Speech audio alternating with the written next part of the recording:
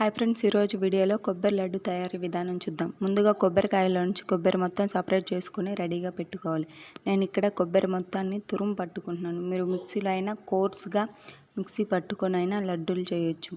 ఇలా మొత్తం తురుము పట్టుకున్న తర్వాత ఏదైనా కప్ కొలతతోటి కొలిచి తీసుకోవాలి. ఇక్కడ నాకు 4 కప్పులు వచ్చింది. 4 కప్పుల కొబ్బరి తురుముకు 2 కప్పుల చక్కెరను వేసుకుంటున్నాను. స్టవ్ మీద చక్కెరను ఉంచి కరిగించాలి. చక్కెర కరిగిన తర్వాత స్టవ్ ఆపి కొబ్బరిను పచ్చి వాసన పోయేంత వరకు సన్నని మంట పైన వేగనివ్వాలి.